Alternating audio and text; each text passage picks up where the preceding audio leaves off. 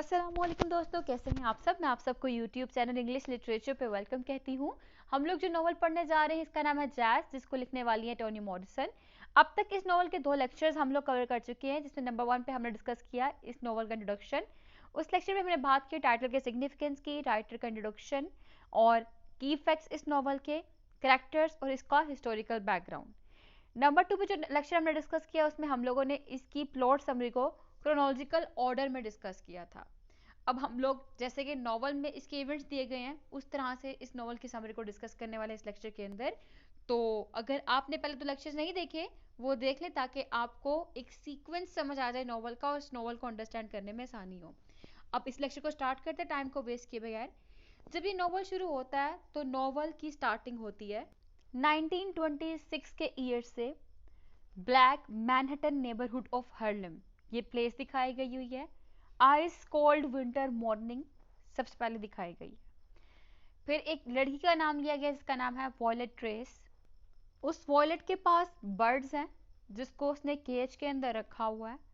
Starting पे ही वो window खोलती है, विंडो खोल के अपना बर्ड केज खोलती है और उसको खोल के जितने उसके परिंदे थे उनको वहां से उड़ा देती है। उनमें से एक परिंदा जिसको वॉयलेट बहुत ज़्यादा प्यार करती है, उसको आई लव यू कहती है परिंदे को, वो परिंदा भी आई लव यू कहता हुआ उड़ जाता है। अब यहाँ पे जो स्टार्टिंग ही है क्या सिंबलाइज कर रही है, परिंदों का पिंजरे के अंदर होना और परिंदों का उड़ाना। बेसिकली ये इनकी लाइफ को रेफर कर रही है।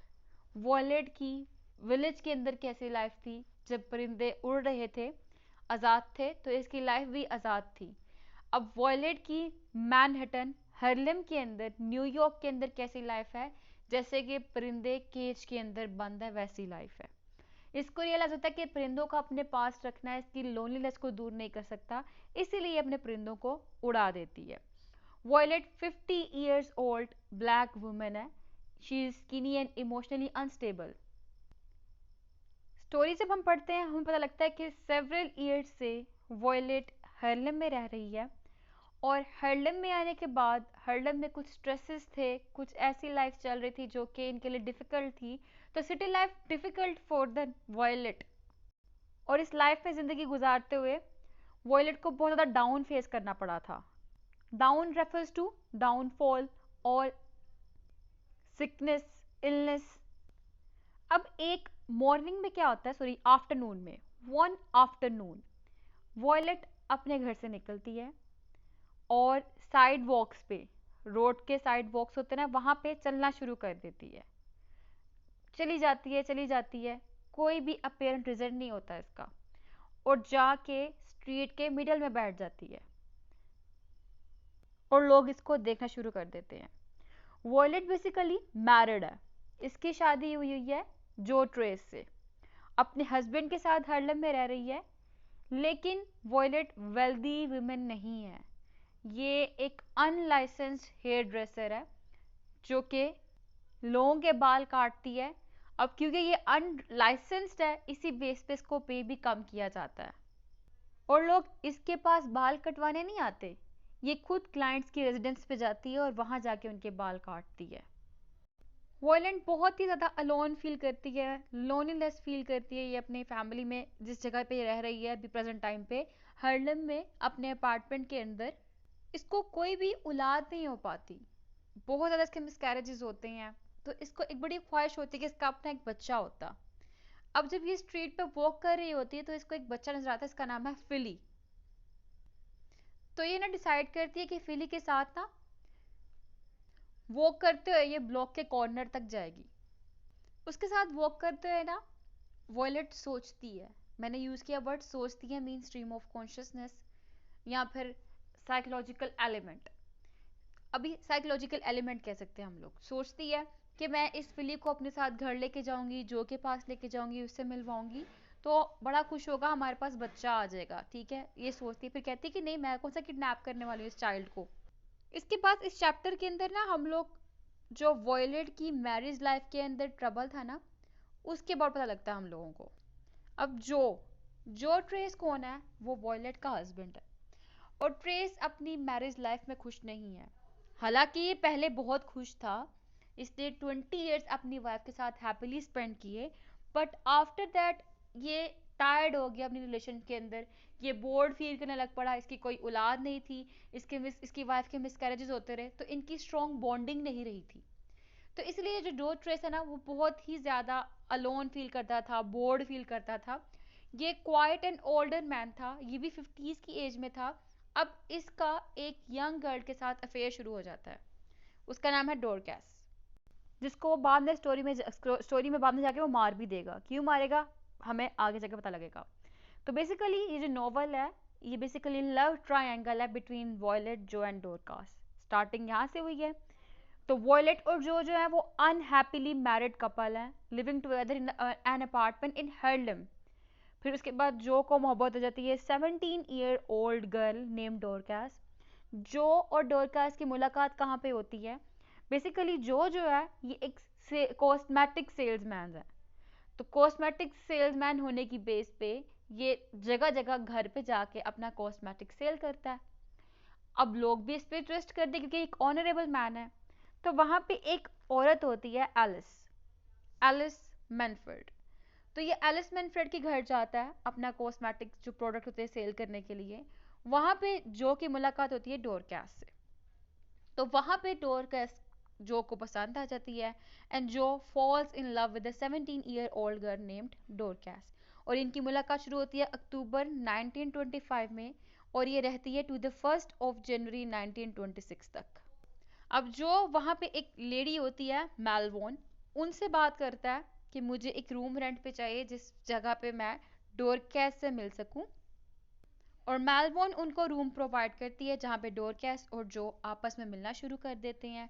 इनकी बहुत ज़्यादा मीटिंग्स होती हैं आपस में, वहाँ पे कन्वर्सेशंस होती हैं, बहुत ज़्यादा टाइम स्पेंड करते हैं आपस में वहाँ पे। और इनकी जो ये अरेंजमेंट थी ये सेवरल मंथ तक कंटिन्यू रहती है। ना तो वॉयलेट के इसके बारे में पता होता है, ना ही एलिस मैनफोर्ड को इसके बारे में पता होता है। एलिस मैनफोर्ड कौन है? ये डोरकैस की आंट है। ठीक है, तो बेसिकली कौन क्या हुआ, अब इनकी मीटिंग हो रही है और इस मीटिंग के अबाउट ना वॉयलेट को पता है, ना ही डोरकैस की आंट को have any knowledge of the affair. जो डोरकैस के लिए प्रेजेंट्स लेके आता है जब भी वो उसे मिलने के लिए आता है। अब अब क्या होता है, डोरकैस को रियलाइज होता है कि ना जो है बहुत ज़्यादा एजड है, इससे काफ़ी ज़्यादा एज में बड़ा है। तो डोरकैस ना begins to get tired of the older man, उससे थक जाती है, और जितने भी यंगर बॉयज होते हैं उनसे मिलना शुरू कर देती है, उनके साथ जाना शुरू कर देती है, पार्टीज अटेंड करना शुरू कर देती है। इसकी बेस्ट फ्रेंड होती है फेलिस। ये अपनी बेस्ट फ्रेंड फेलिस के साथ मिल के क्लब में जाती है और डिफरेंट जो जैज म्यूजिक पार्टीज होती हैं वो अटेंड करती है वहां पे जाकर। और जो को इनकार कर देती है, कोई ना कोई एक्सक्यूज देती रहती है कि मैं नहीं मिल सकती, मैं बीमार हूँ, मेरे पास टाइम नहीं है, वगैरह वगैरह। डिफरेंट एक्सक्यूज देना शुरू कर देती है जो को वो। अब ऐसा होता है कि जो कन्फ्लिक्ट करता है डोरकास को, उससे पूछता है कि तुम क्यों कर रही हो, क्या रीज़न है। तो ये क्रूअली इसको रिस्पॉन्स करती है, कहती है कि he makes her sick and that he should not bother her anymore, अब उसको तंग ना करे। अब क्या होता है, इसकी अटेंशन ये होती है कि ये popular good looking young man को प्रेफरेंस दे। ठीक है, अब बेसिकली क्या होता है कि एक लड़का है एक्टन, जो कि एक पॉपुलर पर्सन है और एक गुड लुकिंग यंग मैन है। डोरकस उसको प्रेफरेंस देती है, उसके साथ ये न्यू ईयर पे ना न्यू ईयर्स डे पे डांस करती है जैज म्यूजिक के ऊपर। और जब ये एक्टन के साथ न्यू ईयर्स पार्टी पे न्यू ईयर्स डे पे डांस कर रही होती है जैज म्यूजिक के ऊपर, तो डोरकैस को पता होता है कि जो है वो इसको ज़रूर देखने के लिए आएगा। अब ऐसा ही होता है, जो वहाँ पे आता है तो ये she is only half surprised when he tracks her down at the party and sees her dancing with Acton. तो हाफ सरप्राइज्ड होती है जब उसको डांस करते जब डोरकैस को डांस करते देख लेती है वो एक्टन के साथ, जो देख लेता है। अब जो क्या होता है, जो अपने साथ गन लेके आया होता है और वो पार्टी के बाद डोरकैस के शोल्डर के ऊपर शूट कर देता है। अब वहां पे विटनेसेस होते हैं जो कि एम्बुलेंस को बुलाने लगते हैं। डोरकास उनको कहते हैं कि कोई भी एम्बुलेंस बुलाने की जरूरत नहीं है। अब उसके बाद जो है वो सरवाइव करती है, और सरवाइव करने के बाद उससे उसकी ब्लीडिंग हो रही होती है अच्छी खासी, और ड्यू टू ब्लीडिंग उसकी डेथ हो जाती है। अब हर एक को पता है कि जो ने शूट किया डोरकास को, और उनके अफेयर की रूमर्स जगह जगह फैलना शुरू हो जाती कम्युनिटी के अंदर कि ये यंग गर्ल की डेथ ऐसे हुई है, इसने उसको मारा था और इनका अफेयर चल रहा था। अब उसके बाद जब डोरकास का फ्यूनरल कर रहे होते हैं ना, फ्यूनरल का टाइम होता है, उस टाइम पे वॉयलेट वहां पे अपेयर होती है और आके डोरकास के फेस के ऊपर नाइफ के साथ वो स्लैश करना शुरू कर देती है। अब इसके बाद कुछ टाइम गुजरता है, सेवरल वीक्स लेटर, वो डोरकास की आंट होती हैं जो कि मॉर्निंग आंट मींस बहुत ज़्यादा दुखी हैं, परेशान है, एलिस मैनफर्ड, उनके पास आती है और इन दोनों की आपस में अच्छी खासी दोस्ती हो जाती है। इनकी जो फ्रेंडशिप डेवलप हो जाती है तो उस ड्यूरेशन के दौरान ये दोनों अपनी ट्रेजेडीज को शेयर करने लग पड़ते हैं, अपनी लाइफ की जो इनकी अनवांटेड हैपनिंग्स हुई होती हैं, जो ट्रेजेडीज हुई होती हैं इनकी लाइफ की, उनको शेयर करने लग पड़ते हैं। अब फिर स्प्रिंग का सीजन आता है। स्प्रिंग के सीजन के अंदर ना जो मोर्न्स करता है डोरकास की डेथ के ऊपर, बड़ा परेशान होता है, डेथ उसकी हुई थी तो बड़ा दुखी फील करता है। फिर उसके बाद ये और वॉयलेट दोनों दोबारा से अपने रिलेशनशिप के अंदर चीज़ें जो उनकी पैचअप करने लग पड़ते हैं। इनका रिलेशनशिप दोबारा अच्छा हो जाता है ड्यू टू फैलिस। फैलिस आके इनकी दोबारा से बॉन्डिंग स्ट्रॉन्ग करवाती है, इनके अंदर जो मिसअंडरस्टैंडिंग्स हुई होती थी, जो इनका रिलेशनशिप खराब हुआ था, उनको दोबारा से ठीक करवाती है। अच्छा, अब स्टोरी के बिल्कुल स्टार्ट में ऐसा भी होता है कि जब वॉयलेट डोरकास के बारे में जानती है उसकी डेथ होने के बाद, तो वॉयलेट ना बेसिकली इंटरेस्टेड होती है डोरकास की लाइफ को एक्सप्लोर करने के लिए, कि वो थी कौन, कहाँ से बिलोंग करती थी। तो इसके लिए ना वो मेलबोर्न, वो बंदी जिसने इनको अपार्टमेंट प्रोवाइड किया था डोरकास को और जो को, वो उनके पास जाती है। तो वो उनसे पूछती है डोरकास के अबाउट। तो वहाँ से पता लगता है कि डोरकास को डांसेस और म्यूज़िक का शौक था। और इसके अलावा फिर ये जो वॉयलेट है वो टीचर्स के पास जाती है और कहती है कि ये वाले डांस उसने सीखने हैं। एनी हाउ, अब यहाँ पे ये हुआ था ना कि डोरकास को जो से डांस पसंद है, जो से म्यूज़िक पसंद है, वो जानने के लिए गई है वॉयलेट उनके पास, इन्फॉर्मेशन ली है इसने। तो बेसिकली ये टीचर्स के पास भी इसलिए जाते हैं ताकि वो इन्फॉर्मेशन गैदर कर सके, खुद सीखने के लिए नहीं जाती है। अच्छा ठीक है। अब डोरकास की जो आंट होती है, आंट ना वॉयलेट को एक फोटोग्राफ देती हैं उसी यंग वुमेन का, डोरकास का ही। ये फोटोग्राफ सिल्वर फ्रेम के अंदर रखा होता है। This photograph is placed in a silver frame and kept on the mantel where Violet and Joe visit nightly, still separated by their silence. ये फैलिस के आने से पहले, स्प्रिंग के आने से पहले, इनकी दोस्ती करवाने से पहले कि मैं वाकयात बता रही हूँ आपको, इंसिडेंट्स क्या हुए थे। फिर इसके बाद बताया गया कि जो की जो मुलाकात हुई थी वॉयलेट से कैसे हुई थी। स्टोरी में बताया गया कि ऐसा था कि जो 1906 में वेलनेट ट्री के अंडर बैठा हुआ था, मतलब ऊपर बैठा हुआ था, तो इसकी उस ट्री के अंडर वॉयलेट की और इसकी मुलाकात हुई। जो ने इसको प्रपोज किया मैरिज के लिए, फिर शादी इन्होंने कर ली। उसके बाद दोनों मूव करके हार्लम में आ गए। तो ये सब कुछ बेसिकली कौन रिकॉल कर रहा है? जो रिकॉल कर रहा है। It means stream of consciousness के अभी स्टोरी प्रेजेंट में चल रही थी, पिक्चर की बात हो रही थी, पिक्चर को देखते देखते ही अपनी डोरकास को याद करने लग पड़ा, उसकी मेमोरीज को याद करने लग पड़ा। फिर उसके बाद ही चला गया वेस्पर काउंटी में, वर्जीनिया में।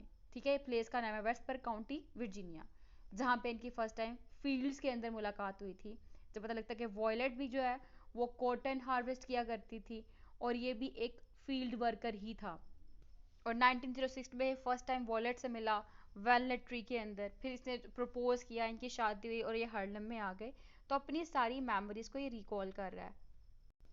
फिर बताया जाता है कि जो है 20 ईयर्स बिफोर ये सारी स्टोरी चल रही है, 20 साल पहले की, क्योंकि 20 ईयर्स हो गए अच्छा टाइम स्पेंड किया आपस में। उसके बाद इसको मिल गई डोरकास।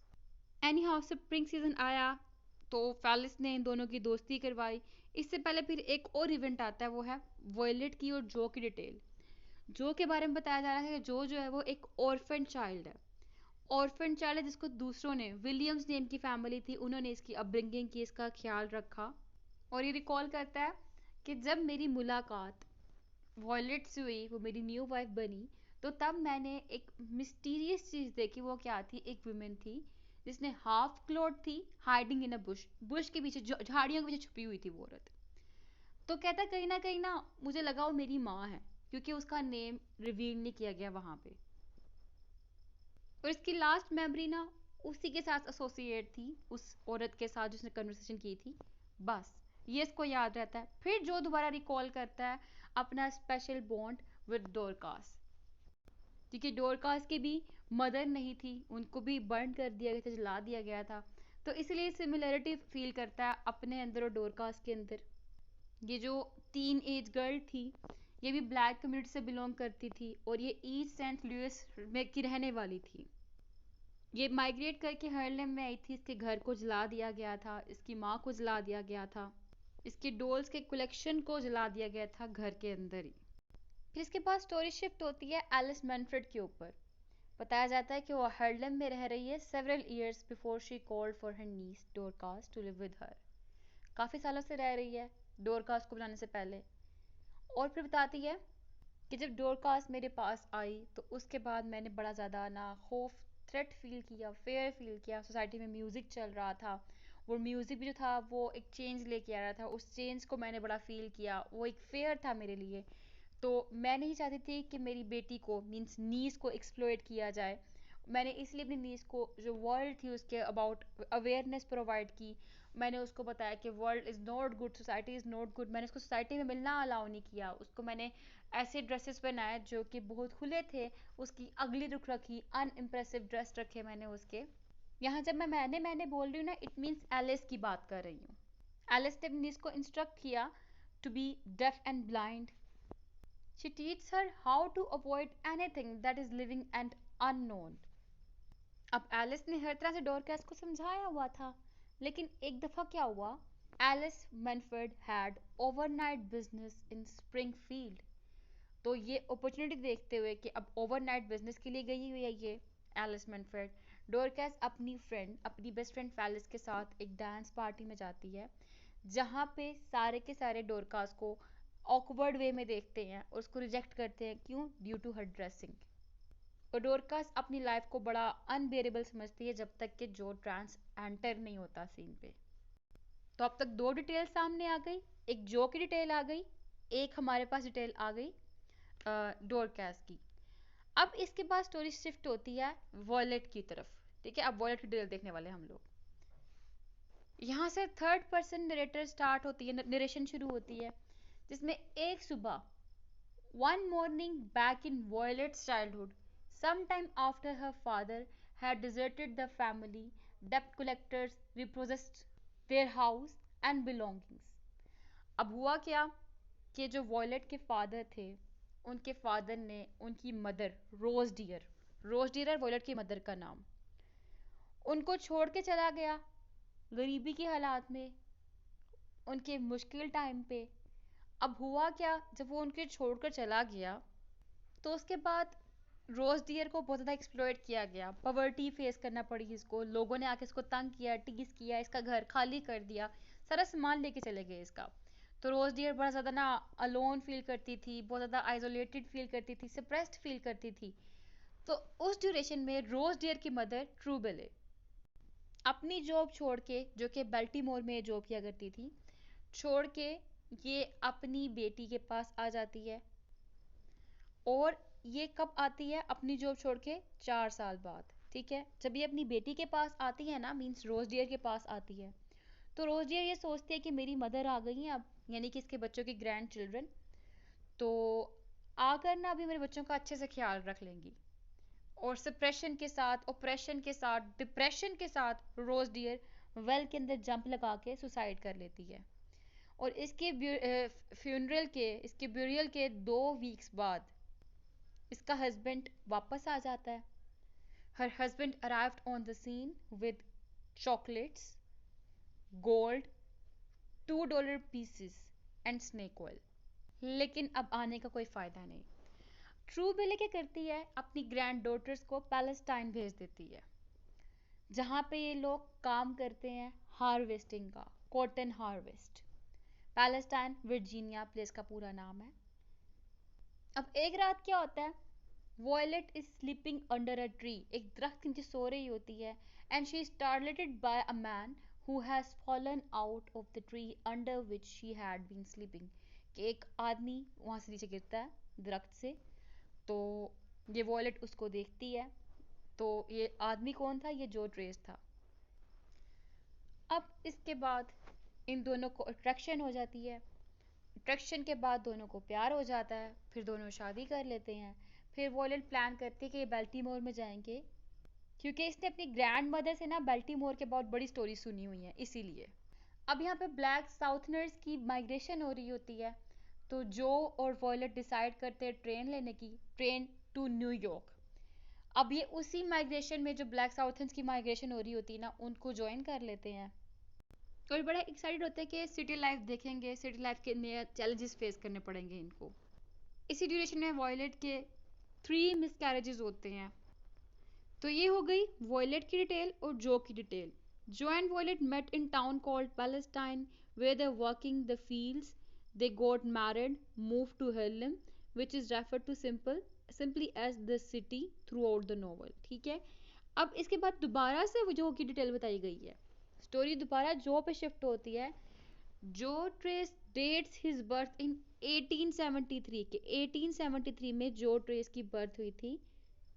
और फिर ये he gives an extensive description of his childhood in Vienna, Virginia, जहाँ पे ये अपनी लाइफ की जो चाइल्डहुड का एक्सपीरियंस रहा था वियना वर्जीनिया का, वहाँ से स्टार्ट करता है और बताता है कि इसकी लाइफ कहाँ से शुरू हुई थी। Beginning his life in the home of Rodan and Frank William. तो ये रोडा और फ्रैंक विलियम्स के घर में रह रहा था। विलियम्स ने जो की भी अपब्रिंगिंग की। विलियम्स के अपने भी 6 बच्चे थे, उन 6 बच्चों के साथ उन्होंने जो का भी ख्याल रखा, और बिल्कुल वैसे ही ख्याल रखा जैसे वो अपने बच्चों का ख्याल रखा करते थे। और ये जो के साथ बड़े ऑनेस्ट थे, उन्होंने उसको रियलिटी बताई कि तुम उनके नेचुरल चाइल्ड नहीं हो, मीन्स तुम उनके अपने बच्चे नहीं हो। जब जो ने रोडा से पूछा कि उसकी असली माँ कौन है, व्हेन अ यंगर जो asked Rodan about his parents, अपने माँ बाप के बारे में पूछा, तो उसने किसे कहा, ओ हनी, दे डिसअपीयर्ड विदाउट अ ट्रेस। अब यहाँ से जब उसने कहा ना दे डिसअपीयर्ड विदाउट अ ट्रेस, उस ट्रेस वर्ड को उठाकर फिर जो ने अपने नेम के साथ लगा लिया। अब जो को एक आदमी याद था जिसका नाम था हंटर्स हंटर। वो उसको अपना एक और पैटर्नल फिगर कंसीडर किया करता था अपने यंग ऑर्फन में। एनी हाउ फिर इसके बाद स्टोरी जो है वो शिफ्ट होती है ट्रू बेले की तरफ। ट्रू बेले जब बेल्टीमोर में थी तब उसके साथ क्या सूरत हाल थी। अब बेल्टीमोर से पहले ट्रूबेले वेस्पर कंट्री में थी, वेस्पर काउंटी में, सॉरी, ठीक है। जब वो वेस्पर काउंटी में थी ना, तो वहां पे ये एज अ स्लेव काम कर रही थी। True Belle was a slave when she left Vesper County for Baltimore. लेकिन जब ये 1888 में वापस आई ना, but she was a free women when she returned in 1888। अच्छा, वेस्पर काउंटी में कौन रहता है? इसकी फैमिली, ट्रूबेले की फैमिली, मींस इसकी बेटी रोज डियर वगैरह वगैरह। अब क्या होता है कि इसने ट्रूबेले ने ना अपने एम्प्लॉयर जो थे उनको कन्विंस किया, इसकी फॉर्मर मास्टर जिसमें वेरा लुइस ग्रे भी आती है, कहती है कि ये कहती है उसको वेरा लूसी को कि she was dying and wanted to return to Vesper County to live her final days with her family. फिर यहाँ से स्टोरी की नरेशन शिफ्ट होती है वेरा लूसी ग्रे की तरफ। ट्रूबेले रहती थी वेरा लूसी ग्रे के साथ एक लार्ज हाउस के अंदर, जो कि बेल्टीमोर में था, बेल्टीमोर के नेबरहुड में था, बिल्कुल पास था। अब ऐसा होता है वेरा लूसी ग्रे भी ना वेस्पर काउंटी में रहती थी अपने फादर क्लोनल वर्ड्सवर्थ ग्रे के साथ। अब वहां पे इनका एक स्लेव है हेनरी लेस्ट्रॉय, जिसको लेस्ट्रॉय भी कहा गया स्टोरी के अंदर। वो एक ब्लैक स्लेव था, और जो ये वेरा थी ये एक वाइट फैमिली से बिलोंग करती थी। इसको उस ब्लैक स्लेव से प्यार हो जाता है, विदाउट मैरिज प्रेग्नेंट हो जाती है।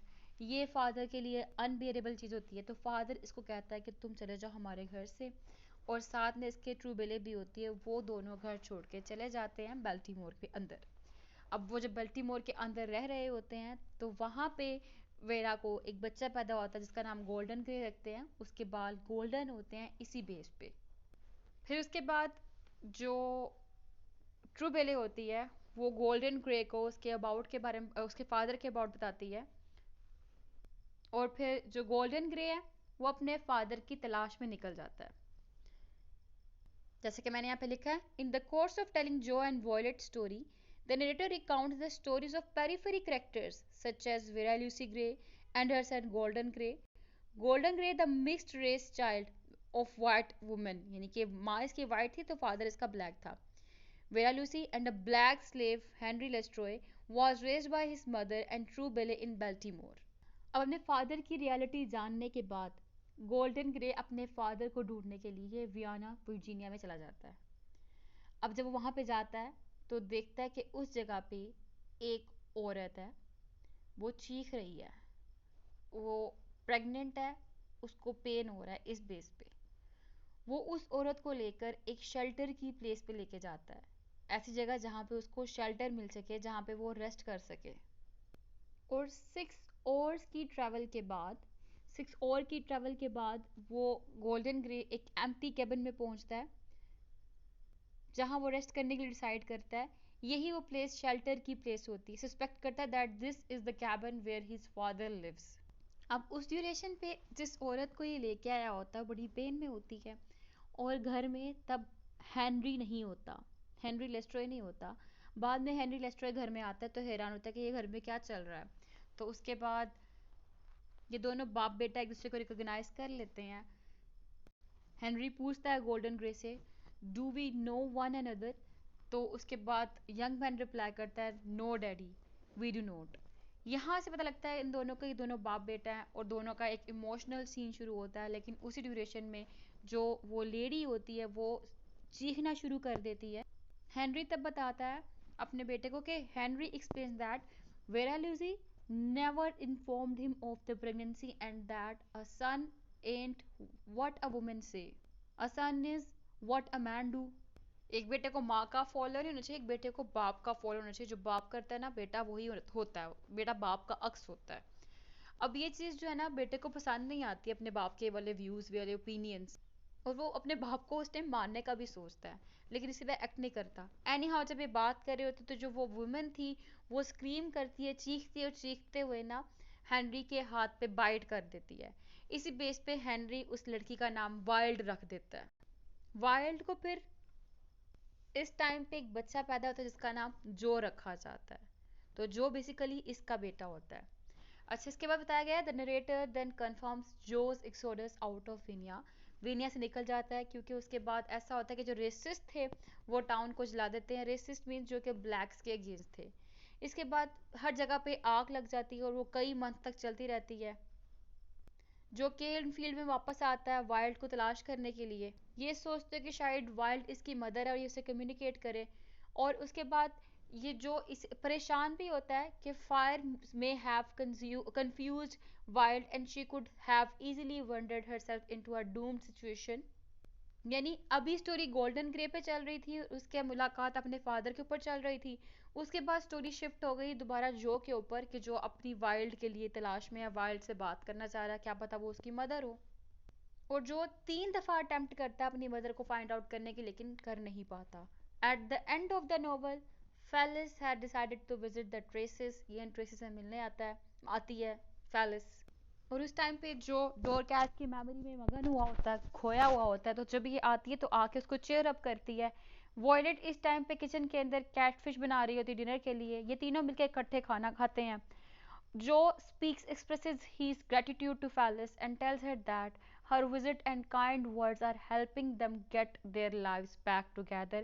ये आके उनको दोबारा से रिलीफ देती है, आके दोबारा से उनको इकट्ठा करती है और कहता है कि तुम्हारे आने से, तुम्हारे जो हेल्पिंग वर्ड्स थे उनकी बेस पे हम दोबारा से, हम मीन्स जो ये वॉयलेट है और दूसरा जो, ये वापस अपने रिलेशनशिप में वापस पहले की तरह आ गए हैं। फिर फेलिस एक और बात बताती, कहती है कि डोरकास्ट ने मुझे एक मैसेज दिया था, तो मैं तुम्हें उस मैसेज के बारे में बताऊंगी, और इस मैसेज मुझे मरने के वक्त दिया था। उसने कहा था there is only one apple just one, tell Joe, कि आपकी लाइफ में सिर्फ एक ही एप्पल होता है, मीन्स एक ही वाइफ होती है, एक ही पार्टनर होता है, ये जो को बता देना। और इस बात को इस तरह भी इंटरप्रेट किया जा सकता है जिस तरह कि अब डोरकास्ट की लाइफ थी, डोरकास्ट ने एक्टन के साथ टाइम स्पेंड किया, तो इट मीन्स कि there is only one apple just one tell जो, इट मीन्स कि he was the last thing on Dorcas mind at the time of death, कि वो खुद लास्ट थिंग था डोरकास के माइंड के अंदर डेथ के वक्त। अभी सुनने के बाद ज़्यादा खुश होने के मुकाबले में थोड़ा ज़्यादा सैड होता है। After dinner they hear music floated in through the open window, the Traces start dancing, दोनों Mr and Mrs Traces dance करना शुरू कर देते हैं, funny like old people do, and they invite Phyllis to join in, though she declines, वो इनकार कर देती है। Joe sits down when the music ends and says that the apartment needs some birds. Phyllis adds that a Victrola record player है, ठीक है ये, would be suitable as well, and that she will bring some records to play for them. तो यहाँ पे birds का जिक्र किया गया। बर्ड्स सिंबॉलिक है इसके अंदर, बर्ड्स मेमोरीज को सिंबलाइज कर रही हैं, बर्ड्स चेंज को सिंबलाइज कर रही हैं, birds village versus country life को सिंबलाइज कर रही हैं। And need some birds, it means birds का होना आपको कंट्री को, आपके विलेज को सिंबलाइज करता है कि दोबारा से विलेज लाइफ में वापस जाना चाहिए। तो बेसिकली आपने देखा ये फ्लैश बैक फ्लैश फॉरवर्ड की टेक्निक यूज, फ्लैश बैक की टेक्निक यूज़ की है यहाँ पे, स्ट्रीम ऑफ कॉन्शियसनेस की टेक्निक यूज़ की गई यहाँ पे, कभी स्टोरी प्रेजेंट में आ रही है, कभी पास्ट में जा रही है। तो these stories about Harlem and Virginia are recapitulated and fleshed out several times throughout the novel in flashbacks and digressions. तो सबसे इम्पोर्टेंट चीज़ जो हमने इसके अंदर देखी वो देखी हमने psychological elements, stream of consciousness, racism, किस तरह से जला दिया गया ब्लैक्स की कम्युनिटी को, मदरहुड, माइग्रेशन, कैसे due to the suppression of whites black को माइग्रेट करना पड़ा था। अर्बन लाइफ की डिपिक्शन हमने इसके अंदर देखी कि कैसी क्योटिक सिचुएशन थी अर्बन लाइफ के अंदर, लोग बिल्कुल परिंदों की तरह कैच थे पिंजरे के अंदर, they were feeling exploited over there. Harlem में आके ये लाइब्रेट वाली फीलिंग तो थी इनकी, लेकिन फिर भी इनके अंदर हाउंटिंग वाली फीलिंग्स, वो भी सप्रेशन, वही फेयर खत्म नहीं हुआ था। तो स्ट्रॉन्गली सिटायर किया टोनी मॉर्सन ने इस नॉवल के अंदर अर्बन लाइफ को। और इसका इंपॉर्टेंट क्वेश्चन भी है ये वाला, Toni Morrison's depiction of urban life in Jazz, thematic and symbolic importance of music, ये भी इस नॉवल का इंपॉर्टेंट क्वेश्चन है कि म्यूजिक इसमें करेक्टर भी है, म्यूजिक इसका टाइटल भी है, म्यूजिक इसमें प्रेवेलेंट थीम भी है। तो म्यूजिक एक डिस्ट्रक्शन को, एक चेंज को भी शो कर रहा है। फिर नेक्स्ट इंपॉर्टेंट क्वेश्चन है, Violet a representative black women. तो ये था हमारा ओवरऑल नॉवल, आई होप आपको क्लियर हो चुका होगा। अब हम लोग बात करते हैं क्रोनोलॉजिकल ऑर्डर की कि स्टोरी चली कहाँ से। 1855 से शुरू हुई थी स्टोरी क्रोनोलॉजिकल सेट पैटर्न में, जब वेरा लुइस ग्रे प्रेग्नेंट हो गई थी, ये बेल्टीमोर में चली गई थी, इसके साथ ट्रू बेल भी थी। और इसके बाद जब ट्रू बेल वेरा के साथ गई थी तब इसके दो बच्चे पीछे थे, एक थी मे जो कि 10 ईयर्स की थी, एक थी रोज जो कि 8 ईयर्स की थी जब ये छोड़ के गई थी मैरी पीछे, सॉरी बेले पीछे। 1873 में क्या हुआ, अगस्त का टाइम पीरियड था, गोल्डन ग्रे वाइल्ड से मिलता है जो कि प्रेग्नेंट थी, उससे जो पैदा हुआ, जो ट्रेस बॉर्न वेस्पर काउंटी के अंदर, उसको जिन्होंने परवरिश की थी वो रोडा और फ्रैंक विलियम्स थे, उन्होंने इसकी अपब्रिंगिंग की and then taught to track by Henry LesTroy. फिर 1870 से 90s तक क्या हुआ, ग्रेट माइग्रेशन का टाइम पीरियड शुरू हो गया था। फिर उसके बाद 1876 से क्या हुआ, वॉयलेट ट्रेस बॉर्न हुई थी, मींस वॉयलेट पैदा हुई थी। और उसके बाद 1886 में वेनिया को जला दिया गया था। जो एंड विक्ट्री वेंडर बहुत ज़्यादा हैरान हुए थे और घूमे फिरे थे इधर उधर, मतलब निकल गए थे उस जगह से। 1888 में Rose Dear loses her house, land, goods, Rocky Mount hangings. सितंबर में True Belle returns a free woman to Vesper, वापस आती है। फिर उसके बाद 1892 में रोज डियर सुसाइड कर लेती है। 1893 में जो hunts for his mother wild और मैरिज से शादी वॉयलेट से मैरी कर लेता है, अपनी मदर को तलाश करता है और शादी कर लेता है वॉयलेट से। 1899 ट्रू बेले की डेथ हो जाती है। 1901 Booker T Washington eats at the White House, Joe and Violet evicted from land Joe bought. 1906 Joe and Violet take the train to New York City. 1917 riots in East St. Louis, Dorcas parents murdered. July March in New York City, यहाँ पे आ जाती है वो। अच्छा 1919 Feb Armistice Day Parade. 1925 October Joe meets Dorcas. 1926 January 1st Joe shoots Dorcas. Jan 3 Dorcas funeral, मार्च, violet visits Alice मैनफर्ड। फिर next है novel खत्म, chronological dates भी खत्म। तो आई होप आपको ये नॉवल हाँ जी, ये नॉवल अच्छे से क्लियर हो चुका होगा, कोई भी कंफ्यूजन नहीं रही होगी। दुआ में मुझे खास याद रखिएगा। फिर मिलते हैं अगली वीडियो में अगले लेक्चर्स के साथ, अगले टॉपिक्स के साथ। तब तक के लिए अल्लाह हाफिज।